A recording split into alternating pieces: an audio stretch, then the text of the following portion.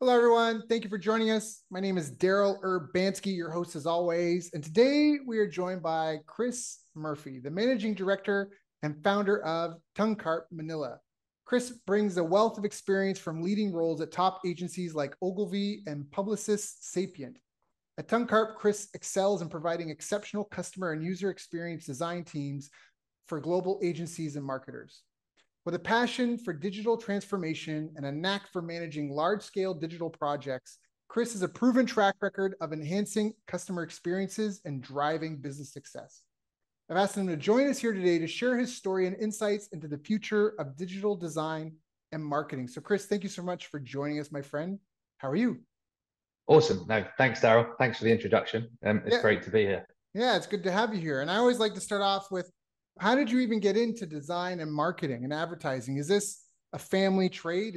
Are you following in your mom or dad's footsteps? No, they were both civil servants, so quite the opposite, in fact. But I started out in insurance. So I was working within the marketing team there for Allianz, based out of London and Germany. And there was one agency that used to come in, design tech consultancy. And I was like, those guys are really smart. So they'd come in and solve the problems. And from there, I wanted to move across to agency. So joined an agency in London. And from there, it really gets into solving clients' problems, understanding how the businesses operate. So it's varied on a day-to-day basis, but you get to exercise that creative flair as well. Got it. So walk me through this then. How did you get into it? And I guess, what were your earliest experiences in marketing and advertising? What was the foundation of the career you've made for yourself? So I started off on one of those graduate schemes in insurance. And effectively, it was working with clients and brokers to be able to go through and position the products of the insurance company. So a lot of it was understanding the audience and really what are the pain points that they're having with the products.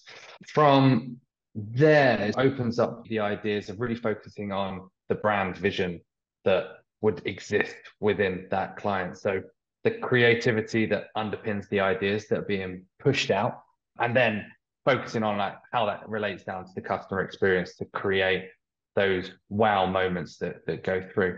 So I started off in sort of Publicis Sapient would be the Daryl, can I switch the internet because it's really jumpy? We might need to start again. Sure, one from second. my side. All right, so let's dive back in. So where you really cut your teeth in terms of, you were just talking, to sound really good that you started off fresh out of university, recruited into a company, insurance, working with brands. It sounds like first identifying their target market and the pain points those customers had that the products solved. And that's what you started with. And then that evolved later on into understanding the brand vision, what the company was trying to do, and expressing that as almost like their unique selling proposition or a mechanism for solving the customer's pain points. Is that fair?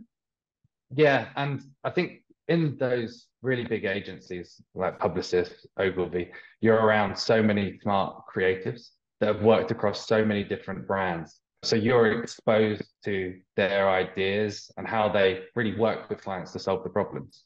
So I can remember one creative director that I worked with, he'd always dive in, and upfront it's around really understanding what the stakeholders are trying to achieve, the pain points that they're having within the organization, but then bringing in these whole load of other insights that they have from other industries that can possibly be applied. Just because you're in insurance doesn't mean that you necessarily need to look for other insurers for inspiration.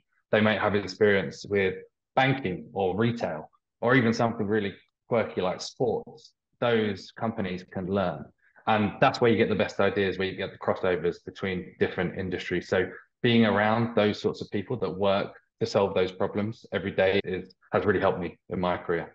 Got it. So what were some of the biggest challenges that you felt you faced in becoming, like, figuring out, obviously you go to school, you learn the academic and the theory, maybe some a little bit hands-on, but now you're in the real world with people that have really coughed up money for results.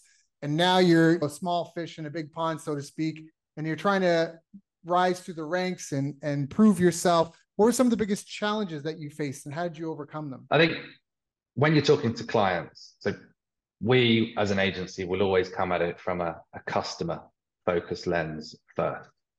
How are the customers using the product? How they're interacting with other brands? What are the pain points that they have, either with the product itself or in their daily lives? And through design, you can go through and simplify or solve those problems. You want every experience, 80% of it should just work. And it's that 20% of wow moments where you leave them feeling special. But from the challenge that you have with taking that customer-led focus is it doesn't always match up with the key KPIs that businesses have.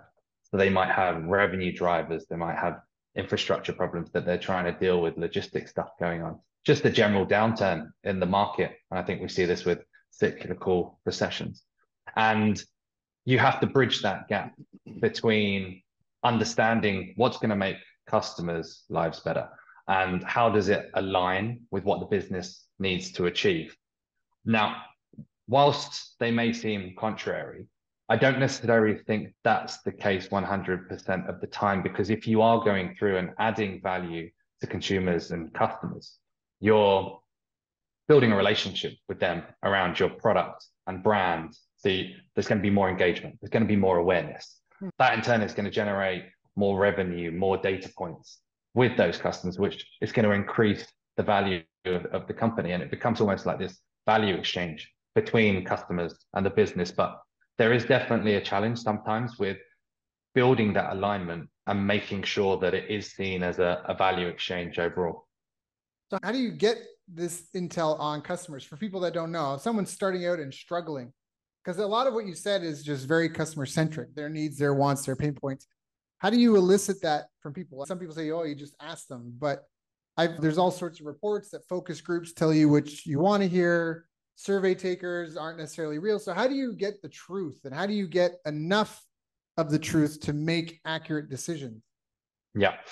So yeah, there is one story of Samsung, for example, when they were testing their first, they did a focus group and the consumers took the device. And one of the bits of feedback that came back was, why are there no buttons? Bring me some buttons. So obviously you can't always listen to the feedback that comes through because we don't have a lot of buttons on the cell phones anymore. But it comes to research, I would say. And research can come in many different forms. It's primary research where you're running like market research, focus groups, like to be able to understand exactly what those customer pain points are. Secondary research is also really useful. There's a load of great stuff out there, and there's a load of tools that you can use in order to access surveys done recently, but equally in the past around opinions, the motivators for people when engaging with brands. And I think it's not just about finding out the information up front. It's also something that is continuous through the development of a product, constantly being in. There's a strong team in most agencies that is the UX research team, and they plug in to constantly go through and understand the insights and find data to validate the design decisions that you're making. And it can't be something that's just done in the first 1 to 2 weeks of a discovery or a new product rollout. It needs to be something that's embedded and done continuously. So whilst you're designing, you're iterating, you're optimizing the product, you have this team constantly going out to find, is this working? How could it be improved? And this is why it can be improved. And also validating that to the business as well to justify the decisions that are being made. I love that, because I think Henry Ford said if I asked people what they wanted, they would have told me a faster horse. And yeah, we talked about focus group Samsung. Remember me, a past multiple time guest, Glenn Livingston. He sold 100 million, 10 million or $100 million worth of consulting to the Fortune 500. And he was talking once about a focus group that they did where they brought this group in and they were like, they did the whole circus, pony and whatever circus show. And at the end, he said, all right, so Sally's got your checks for participating in the focus group today. Thank you. And also I talked to the manager and he actually said you can take whichever one of these you want home with you. And all of it was for that moment, because everybody had inspected. And like you said, oh, this needs more buttons. But they're like, at the end, you just pick the one you want from the table and take it with you and you go home. By the way, it was like an after aside. By the way, I managed to get the score. So whichever one you want. And that was the real thing. Which one did people want? Then they finally got, forget what they said, forget trying to sound smart, forget trying to be helpful. Your selfish instinct at the end of the day, before you go home, grab the one you want off the table on the way out of these 5 options. And that was hopefully, the whole, yeah. hopefully there was no fighting between which ones people wanted to take home with them. So I love that. And you also brought up a really good point. In today's day and age, what might cost someone thousands, tens of thousands of dollars to do in terms of research, you can do by going to some Reddit threads, some Facebook groups, and just searching some keywords like frustrated and overwhelmed and angry and like I hate, like these things, to find out what are people fed up with, what are they angry about, what are their frustrations, and just all of a sudden all this research is just free for you and people have collected it and it's just there, for you to look at and use. And of course you have to validate it, but like a lot of people don't realize this, but that's even Google keyword searches. I call it the Google A to Z. You go into Google and you put in your keyword, whatever you think your keyword is, and then you go space A and you see what the predictive search says, because Google is trying to give you what you're looking for and it's trying to show you the most relevant things. So if I go up daycare space A, and I look at all the suggested daycare space B, daycare space C, and I get into this rabbit hole of research where I'm like, these are the things people are searching, because people don't realize it. They're like, oh, I'm just doing a search. But what you're actually doing is you feel like you're alone. You're in the privacy of your own home. You're on the computer, you're going to Google and you're taking your thoughts and you're putting them in that search bar. Your deepest, darkest secrets, desires, what you really want to know. And I love that. I mean, there's a meme that I love so much where it's like, there's like you see someone like in a costume, like a mascot, like a person in a sports costume, but it's the Google Chrome circle of color. And he's talking to some guy just like, hey, can I see your data? I don't want to tell you. And he holds up a little hand puppet and it's like, what about Mr. Incognito? And he goes, okay, I don't want you to know what I'm looking for. How about you tell Mr. Incognito then? And that's what people do. And it's all there. The data is available. So I think is the core message of that. Yeah. I think what's key to that within a team member, you need somebody who is naturally curious, because somebody that you'll say, go off and find about perfume, and they will go down a rabbit hole. They will join perfume forums and have in-depth conversations to find out everything that they can. And they'll come with a barrel load of research. It needs to be somebody that wants to find out about the world. And then you have to figure out, how do we make this actionable and meaningful in terms of what we're doing? So I love that. What do you think are some of the most important skills and behaviors entrepreneurs and business owners need to have in today's day and age? I would say first off is a vision of what you're trying to achieve and what that problem is. And I don't think it's something that you can just go off and generate. I want to do, and you think of a random industry to solve a problem. It needs to be something that you've experienced and you've lived it. You understand why it's a pain point for a company. So I think that's the base starting point. Secondly, I think it's the just get up and do it attitude. When I was setting up TongueCarp, it was something that I toyed with as an idea probably for 6 months. And I spoke to people that I worked with, people that I'd worked with previously, friends and family. And the advice that you get is really mixed.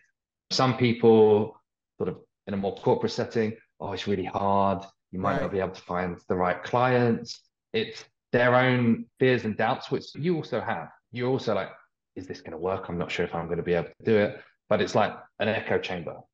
Friends and family also sometimes we're like, not sure if that's a good idea. You've got a lot to lose, for example, the risks financially, is it going to work out?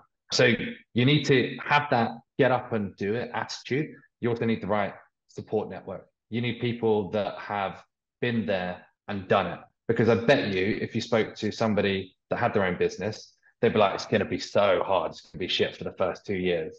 You're going to have loads of problems, sleepless nights. Yeah. But it'll be worth it in the end. So having that mentality is awesome. So the final thing, like the ability just to get on with stuff, because you're going to be wearing a lot of hats within the organization. You're going to be finance, operations, sales, HR. You're going to be dealing with everything. So you need to be able to jump between those tasks quite seamlessly, and also probably have a slightly thick skin, because you're not going to be everybody's mate all of the time. Right. So that's probably my take on it. What about you, Daryl? Yeah, I wrote down a lot because I agree that you need that vision. Before we got on, we talked about work I was doing with Michael Gerber, the author of E-Myth. And that was something he said that a lot of businesses are missing, is that burning desire to bring something to the world.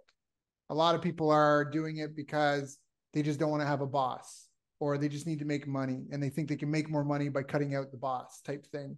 And they're not, his whole thing is that most people are technicians having an entrepreneurial seizure where they're good at doing what the thing is, but they don't know what it means to have or run or operate a business. And so part of this is understanding that you've got to work on the business, not in the business. He's the one that came up with that term, but at the core of it has to be some sort of vision to achieve something great.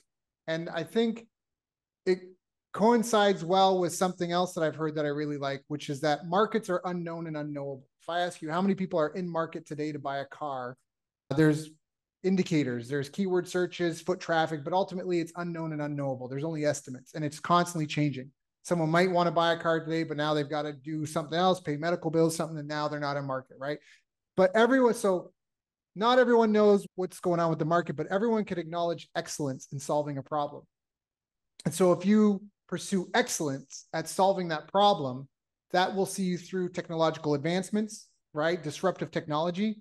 Because if you're focused on being most excellent at producing a result, then when new things come out, to be excellent, you'll have to adapt them where it makes sense to, right? That vision. So I really liked and agreed with what you said there. I think that's a really important one. You want to know, I wrote down, just do it attitude. I think that action. I used to say in one of my coaching programs that the one thing a monk will never tell you is that movement is better than meditation, that you can meditate on how to play tennis all day, every day.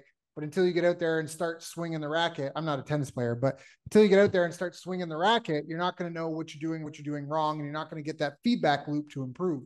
So you really have to have an inclination towards taking massive action. I wrote down intent to serve and listen. And that was when you were talking about how people will give you conflicting advice and what if you do or don't make it, and what about this and that. If you really are doing it from a place of trying to serve and help people, which kind of comes back to the vision, and so much of what you said already before, and we've talked about, is listening. A lot of people, this is actually from eMyth. I think it's uses, I forget her name. I'm going to call her Sarah, but I think it's Sarah wants to open up a bake shop. All of her friends love what she does. And they're like, you're such a good baker. You should open up a bakery. And so she spends weeks and months designing the logo and the menu and what kind of chairs she wants. And then she finds a commercial space that she can afford and does this, but none of it is focused on serving anyone. So what happens for a lot of people is she opens up and all of her friends and family come and make their obligatory purchase to support her. And then she's in feast mode. She's got all these customers to serve and she delivers. But then when she's delivered, they did their purchase and it's not en route. They got to go way out of there. It's on the other side of town. That's not part of their life. They don't really like blueberry pie. It's a nice to have, not a need to have. So all of a sudden she's got this famine mode upon her where she's now, who am I going to serve? And has to find a group of people to serve. Gary Halbert had this thought experiment where he said, let's say we're going to compete and see who can have the most successful burger stand, burger, whatever, burger business. And we can have one thing that either of us want.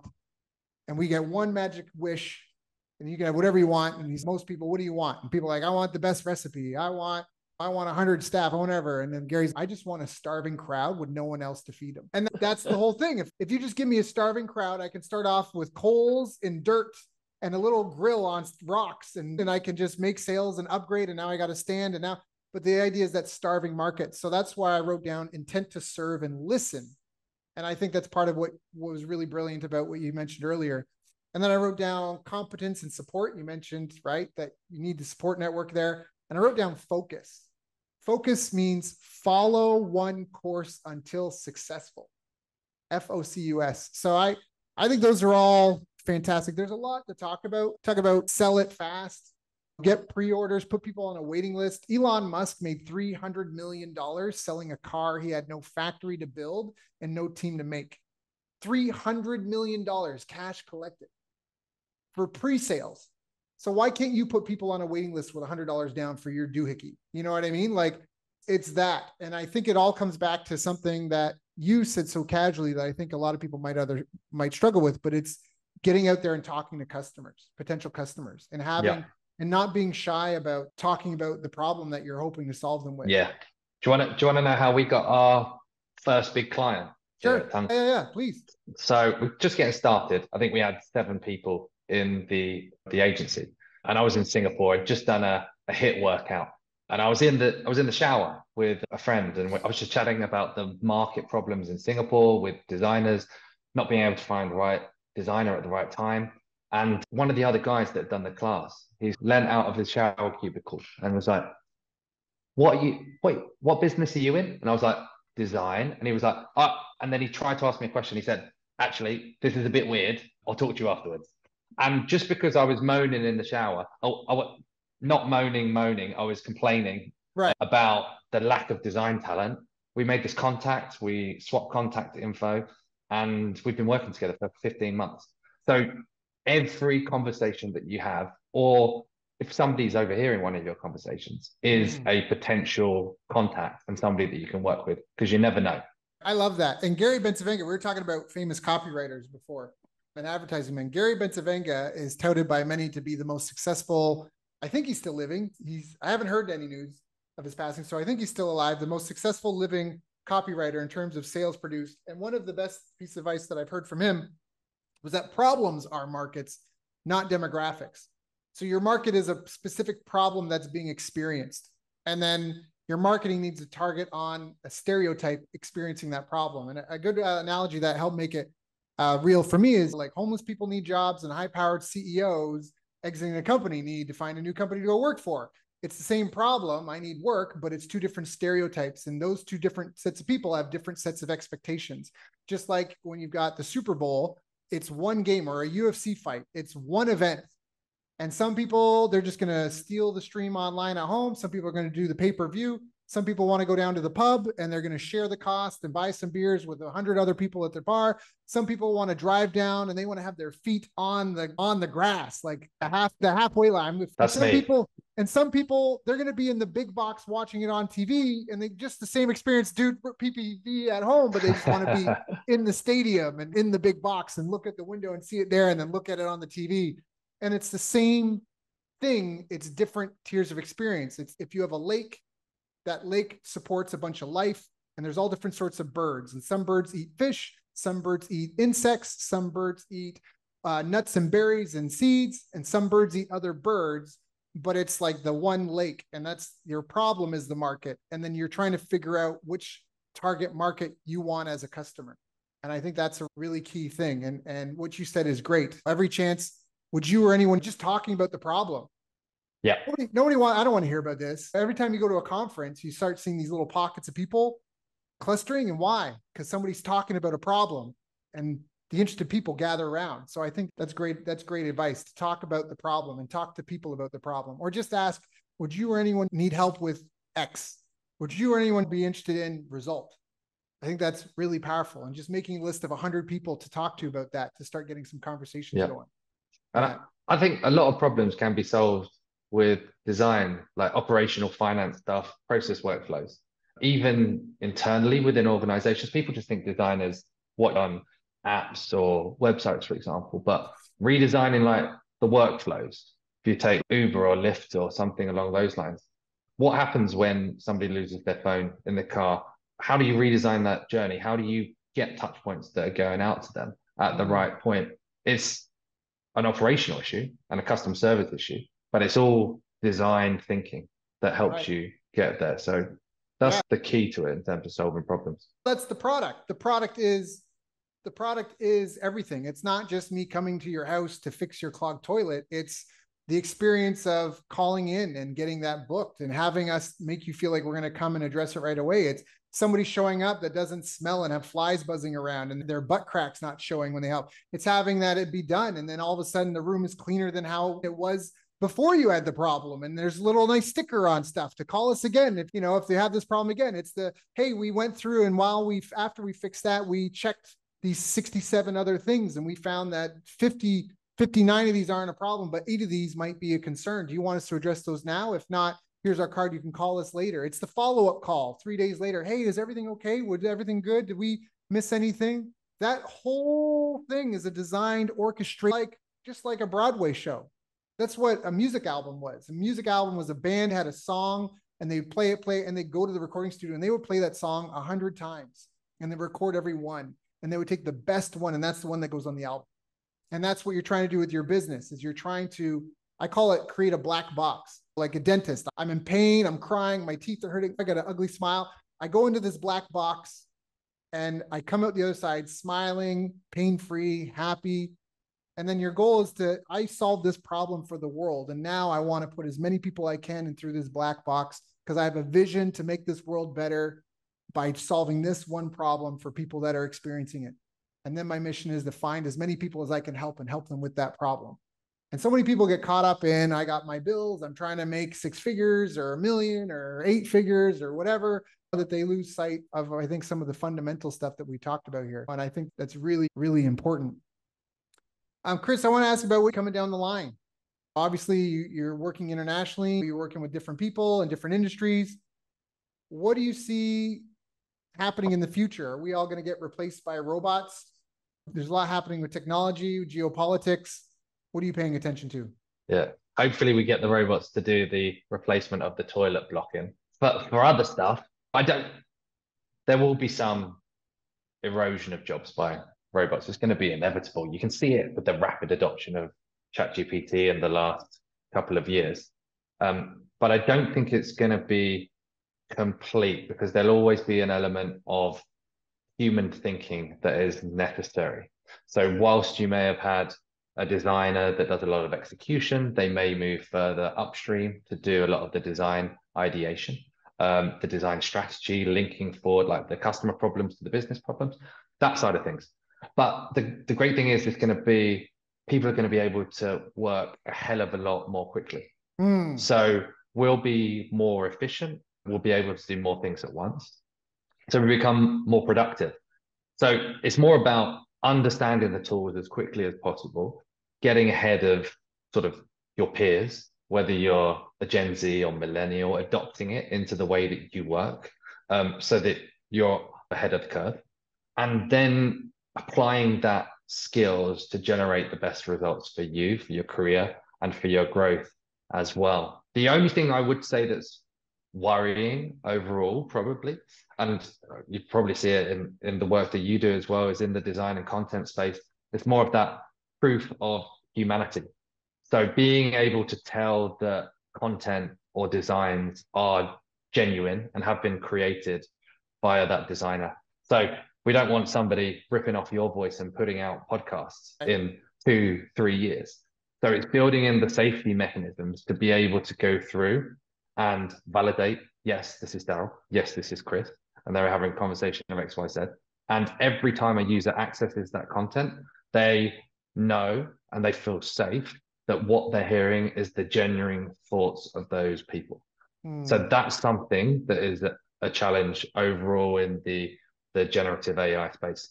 Yeah, I agree with what you said. I agree with everything you said. I see it as just a tool. I think that the people that are, you got to be careful who's saying the message. Do they have a vetted interest in selling AI? So they said that we wouldn't need farmers anymore when tractors came out. Do we need as many people on the field? No. But do we still need farmers? Yes. They said we wouldn't need mathematicians when calculators came out. They said that we wouldn't need accounting and bookkeeping teams when spreadsheets came out because a single spreadsheet could do all these formulas and calculations. And I think what really happened is that the productive people became more productive. The less productive people were forced to admit they didn't really have the heart for the job and were forced to get retrained and find something new to do in order to bring something of value to the marketplace and trade with other people. My wife recently, we started trying to have another child and she was recently tested positive. So hurrah. And shortly after that, friends, thank you. I want a soccer team. I'm in it for, I want a small army. My wife, shortly after, a friend sent me this video of the moment of conception captured on camera. And this is like a repeatable, demonstratable, provable thing that at the moment of conception, there is a spark of light that when the egg and the sperm connect and mesh, the whole thing there is a spark. There's a glow of light that happens. And scientists aren't sure. They can't really explain it. Some think it's a release of zinc. You can't change the fact that light is life and that we actually all have a spark. That's literally the beginning of our existence as a human. At that moment, there is a spark, and that is us, which I think is just so fantastic. I love that. I grew up in a house of hard sciences, and I still just love the awe and mystery of that. But my point is that spark that makes us, I don't think it's just going to roll over and die and give up. And I think that, because to me, the analogy is driving a bus and then eventually going, you know what, and just letting go in the steering wheel and letting the bus do whatever it wants. And I think at some point, some people might do that. They mentally give up. Suicides happen every day. I wish they didn't. Actually, well, I won't go down that road. But I think there's always going to be somebody that wants to steer the bus. And as long as people want to steer the bus, all this stuff is going to just be tools. That's all they are tools. And we've been creating tools since we first figured out how to smash rocks with bones. And so I think I'm on with you that human connection is even more important. Knowing genuine, separating real human from false is going to be important as well. But we're already cyborgs. You and I are talking across mics and through wires and internet. We're not in the same room together. So I agree with you wholeheartedly. I think that's good, valid input. What are some of the habits that you've seen amongst the most successful that you've worked with? Are there any sort of daily, weekly, monthly, whatever practices that you feel are common themes amongst the most successful people you've come across? Yeah. We always talk about being an elite team. And I think there are daily practices, but also general behaviors that you can definitely identify and observe with the way that people operate as leaders, but also within teams. And one, we chatted about it earlier, it's the grit, rolling up your sleeves, not moaning, getting stuff done. Two would be taking a real interest and mentoring others within the team to help them grow and become more effective. Three is really office politics is something that exists in all organizations, but it's very rarely productive. Making sure that's avoided and that you are chipping in, there's a genuine sort of avoidance of gossip and that form of culture. And lastly, I think it's understated how important the basics are. And that means showing up on time, asking questions, getting stuff done, being solutions oriented. If that is the primary way that a successful entrepreneur operates, but equally the way their team operates, it means the stuff that comes to the surface, that 20%, is the really important stuff that people need to focus on. But without the basics, you're just going to have micromanagement issues that needs to happen, which is going to be counterproductive for any business. So that needs to be something that's recognized like at a senior level, but equally within the team. They need to know who the stars are, who's helping them achieve what they want to get to in their career, and what's going to be the next level for them in the organization. Yeah, that's it. Yeah, that's powerful. I agree with you wholeheartedly on that. Chris, this has been a great call. I've got a couple pages of notes here. I'm a writer downer, so I'm not looking at my phone. I got my paper and pen in hand. Is there anything that I haven't asked you that I should have asked you? I just finally, being based in the Philippines and working with organizations across Singapore, the US, Europe, I think there's a real power in a global setup for distributed teams. And looking at the way that economies are developing and the fact that we are all cyborgs, we can work with people anywhere. And I think that's the way that the world is going in terms of the way that you collaborate. Having product designers in Singapore that can collaborate with teams in India, Vietnam, Philippines. Right. Being in LA and being able to leverage great people in Colombia or Chile, for example. I think that's the key way of setting up businesses in the future. Not everything needs to be based under your roof. You can have fractional resources in fractional CMO, fractional CTO that can go through and help shape the structure of your team. And then you can leverage the right people in different markets, be it freelancers or be it via vendors, in order to go through and enable the success of your business. And that not only helps you get the right skill sets that you need at the right time, but also to operate on your main vision, your key target, without becoming too distracted and building up in-house teams that clog up the margins and reduce profits. Yeah, I love that. I think it sounds like focusing on excellence, having an open mind to widening horizons versus just hiring people next door and just focusing on excellence, doing what you can and being collaborative. I think collaboration is more of the way of the future. I love that.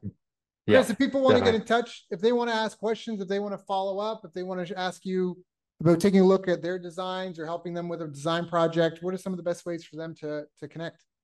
I'm on LinkedIn, so hit me up, Chris Murphy and Tuncarp, or tuncarp.com if you want to see some of the work that we do. I'm based in the Philippines, but quite often in Singapore and Dubai. So it'd be great to connect in person as well. Okay, so go check out TUNCARP as in Paul.com. That is TUN as in night, CARP.com. TUNCARP.com. You can also look him up on LinkedIn, Chris Murphy, CHRISMURPHY. Chris, thank you so much for joining and sharing with us today, knowing you have your own followers, your own direct reports, your own stuff going on. Thank you for coming and sharing with my audience tonight so we can all do a little bit better. Thanks, Daryl. Great to catch up. Thanks for the time. Great to catch up. Thanks for the time. Great to catch up. Thanks for the time. Great to catch up. Thanks for the time. Great to catch